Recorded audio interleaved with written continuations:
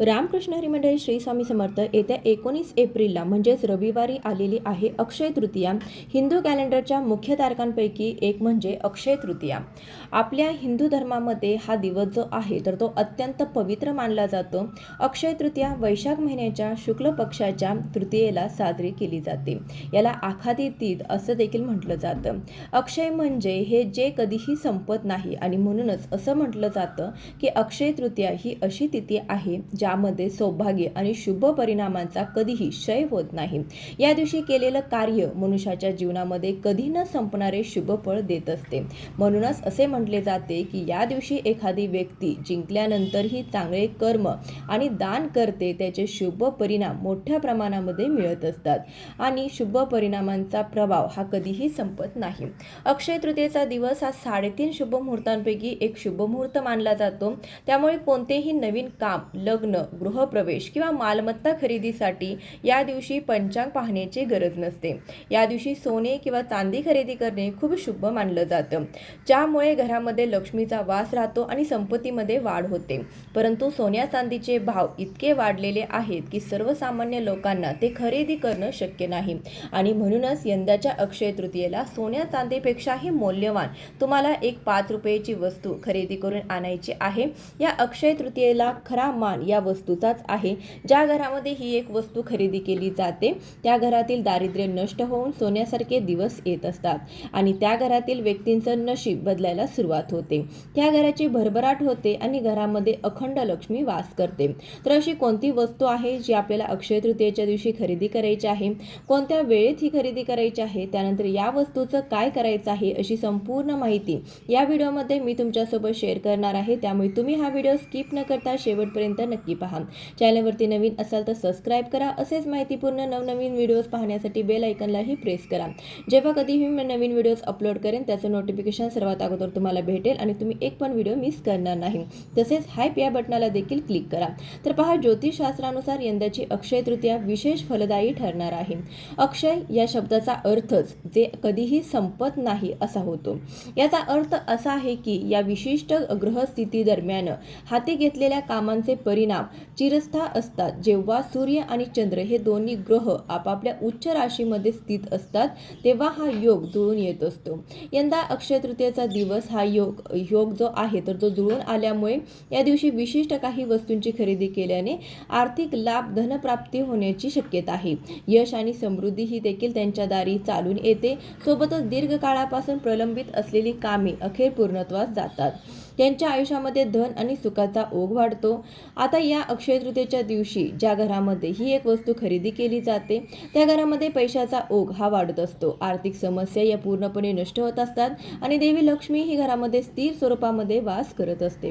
कारण अक्षय तृतीयेचा दिवस हा आपल्या घरामध्ये असलेली गरिबी, दरिद्रता घालवण्यासाठी खूप महत्त्वाचा दिवस मानला जातो आणि म्हणूनच जर तुमच्या घरामध्ये सतत पैशांच्या आर्थिक अडचणी येत असतील, कष्ट आणि मेहनत करूनही तुमच्या कष्टाला आणि मेहनतीला यश मिळत नसेल, सतत तुम्हाला इतरांकडून उसने पैसे घेण्याची वेळ लागत असेल किंवा कर्ज घेण्याची वेळ येत असेल किंवा तुम्ही एखाद्या व्यक्तीकडून कर्ज घेतलेलं आहे आणि ते कर्ज परतफेड करण्याचा तुम्ही पुरेपूर प्रयत्न करत आहात, परंतु कर्ज फेडण्यासाठी तुम्हाला योग्य तो मार्ग मिळत नसेल, तेवढा पैसा तुमच्याकडे येत नसेल, तर आवर्जून तुम्ही अक्षय तृतीयेच्या दिवशी ही जी वस्तू आहे तर ती खरेदी करायची आहे। ही जी वस्तू आहे तर ती माता लक्ष्मीला अत्यंत प्रिय आहे। सोन्या चांदीपेक्षा देखील ही वस्तू जी आहे तर ती माता लक्ष्मीला अत्यंत प्रिय आहे, कारण की या वस्तू जी आहे तर ती माता लक्ष्मीचंच वास्तव्य यामध्ये असतं। या वस्तूवरती ती विराजमान आहे आणि जर ही वस्तू आपल्या घरामध्ये असेल म्हणजे लक्ष्मीचं आसनच जर आपल्या घरामध्ये असेल तर लक्ष्मी ही आपलं घर सोडून कधीच कुठेही जाणार नाही। तर प्राप्त लक्ष्मी ही आपल्याकडे स्थिर राहील आणि हळूहळू घरातील पैशाच्या आर्थिक अडचणी ज्या आहेत तर त्या देखील दूर होतील। घरामध्ये पैसा येण्याचे सर्व मार्ग देखील मोकळे होतील। आपल्या कष्टाला आणि मेहनतीला भरभरून यश मिळेल। बऱ्याच वेळा असं होतं की पहा, आपण खूप कष्ट करत असतो परंतु त्याला नशिबाची साथ मिळत नाही आणि म्हणून कष्टातून योग्य मोबदला सुद्धा आपल्याला मिळत नाही आणि म्हणून अक्षय तृतीयेला हे जे काही आपण उपाय जे आहे तर ते आपल्याला करायचे असतात। तर आपल्याला या अक्षय तृतीयेच्या शुभ मुहूर्तावरती सोन्या चांदीपेक्षाही मौल्यवान अशी कमळगट्ट्याचं जे बीज आहे तर ते आपल्याला आणायचं आहे, त्याची खरेदी आपल्याला करायची आहे। आता हे कमळगट्ट्याचे बीज जे आहे तर ते फक्त 5 रुपयांना आपल्याला मिळते. जिथे कुठे पूजा साहित्य आहे मिळत आहे तिथे तुम्हाला हे मिळून जाईल, किंवा जिथे फुलांचा भंडार आहे तिथे देखील तुम्हाला हे कमळगट्ट्याचं बीज जे आहे तर ते तुम्हाला मिळून जाईल. तसेच तुमच्याकडे जर नर्सरी असेल किंवा जिथे आपल्याला झाडे मिळतात त्या दुकानात देखील तुम्हाला कमळाचे बीज जे आहे तर ते सहज मिळून जाईल. कमळाच्या फुलाला बीजाला कमळगट्टा बीज असं म्हणत असतात. तर कमळ हे माता लक्ष्मीचं आसन मानलं जातं, त्यामुळे कमळाच्या बीजापाशी माता लक्ष्मीचं सदैव वास्तव्य असतं असं म्हणतात. म्हणून यश, कीर्ती आणि समृद्धी प्राप्तीसाठी कमळगट्ट्याचं बी हे खूप महत्त्वाचं मानलं जातं. अक्षय तृतीयाला या कमळगट्ट्याच्या बीजाचा हा उपाय जो आहे तो आपण केला तर माता लक्ष्मीची कृपा प्राप्त होते, जीवनामध्ये सुख समृद्धी राहते, तसेच भगवान कुबेरांचा आशीर्वाद सुद्धा आपल्याला प्राप्त होत असतो. आता ही वस्तू कोणत्या वेळेमध्ये खरेदी करायची आहे तर पहा, ही वस्तू खरेदी करण्यासाठी तुम्हाला अक्षय तृतीयेच्या दिवशी सकाळी लवकर उठायचं आहे. अगदी ब्रह्ममुहूर्तावरती तुम्ही उठला तरी सुद्धा चालेल. त्यानंतर स्वच्छ स्नान करून घ्यायचं आहे. सर्वप्रथम आपल्या देवघरातील देवांची विधिवत पूजा करून घ्यायची आहे. त्यानंतर अक्षय तृतीयेच्या दिवशीच तुम्हाला हे जे बीज जे आहे तर ते खरेदी करायचं आहे.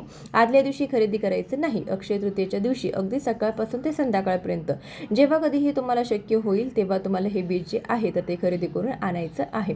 आता हे बीज तुम्ही खरेदी करून आणल्यानंतर काय करायचं आहे, सर्वप्रथम तुमच्या देवघरातील दिवाला लावून घ्यायचा आहे. धूप, दीप, अगरबत्ती लावून घ्यायचं आहे. छान माता लक्ष्मीची पूजा करून घ्यायची आहे. भगवान विष्णूंची पूजा करायची आहे. त्यानंतर तुम्हाला हे बीज जे आहे तर ते एका तामणामध्ये ठेवायचं आहे. या बीजावरती तुम्हाला पंचामृताने आणि शुद्ध पाण्याने अभिषेक घालायचा आहे. अभिषेक करत असताना तुम्हाला महालक्ष्मी अष्टकमचं पठण करायचं आहे किंवा ओम श्री महालक्ष्मी नमः या मंत्राचा जप केला तरी सुद्धा चालेल. त्यानंतर हे जे बीज जे आहे तर ते स्वच्छ पुसून काढायचं आहे. त्यानंतर एक चांगली प्लेट आपल्याला घ्यायची आहे. त्या प्लेटमध्ये हळदी, कुंकू आणि पाणी मिक्स करून एक स्वस्तिक आपल्याला काढायचं आहे. स्वस्तिकमध्ये 4 बिंदू आणि कडेच्या 2 रेषा देखील द्यायला विसरायचं नाही. त्यानंतर त्या स्वस्तिकवरती तुम्हाला मुठभर तांदूळ अर्पण करायचे आहेत, ज्याला आपण अक्षदा असं म्हणतो.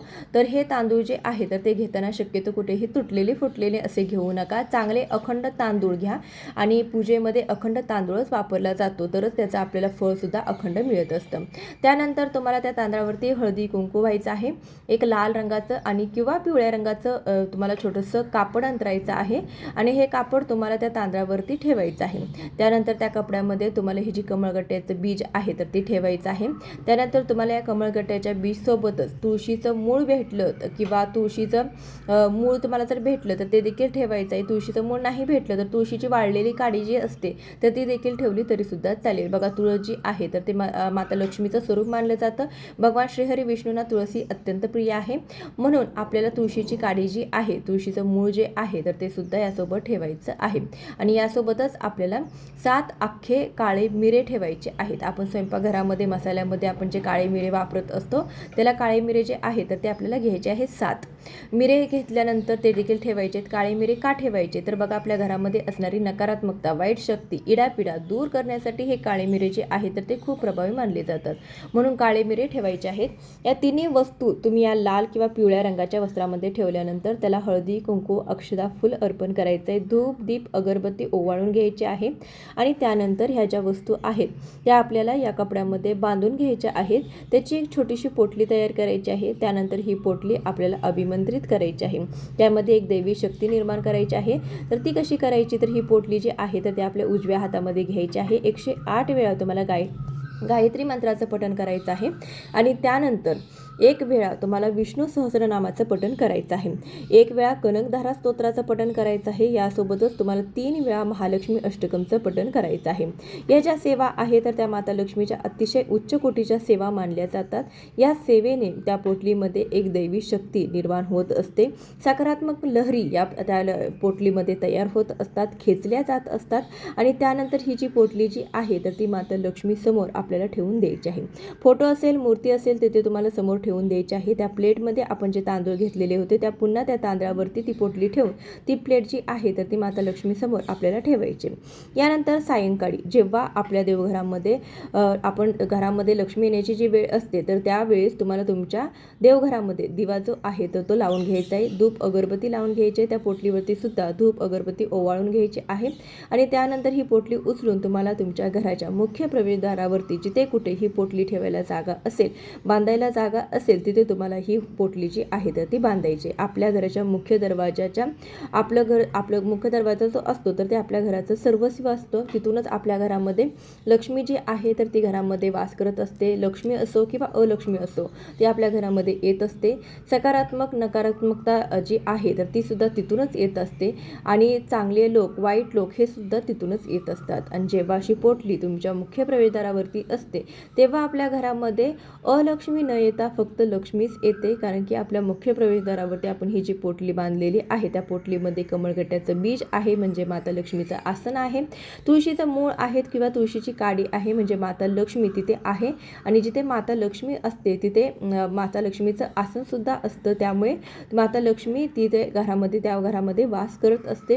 ही पोटली जेव्हा आपण आपल्या मुख्य प्रवेशद्वारावरती ठेवतो तेव्हा त्या घरामध्ये कुठलीही नकारात्मक ऊर्जा, कुठलीही इडापिडा, कुठलीही दरिद्रता ही प्रवेश करत नाही, आपल्या घरामध्ये येत नाही. कारण की आपण त्यामध्ये काळे मिरे जे आहे तर ते ठेवलेले असतात. तर काळे मिरे जे आहे तर ती नकारात्मक ऊर्जा, जी काही वाईट गोष्टी आहेत, अलक्ष्मी आहे तर तिला आपल्या घरापासून दूर ठेवण्याचं काम करत असतं.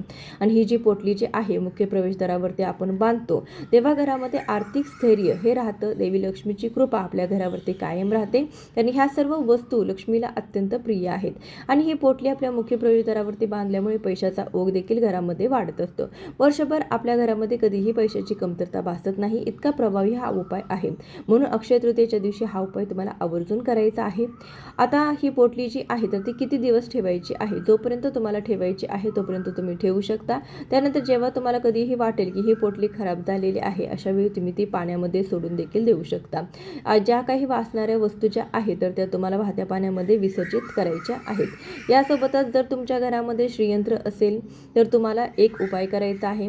तर कमळगट्ट्याची माळ जी असते, पूर्ण माळ, ज्याला 108 मणी असतात म्हणजे 108 कमळाचे बीज असतात, साधारणतः 100 ते 150 रुपयापर्यंत तुम्हाला मिळते. ही माळ देखील तुम्हाला खरेदी करायची आहे.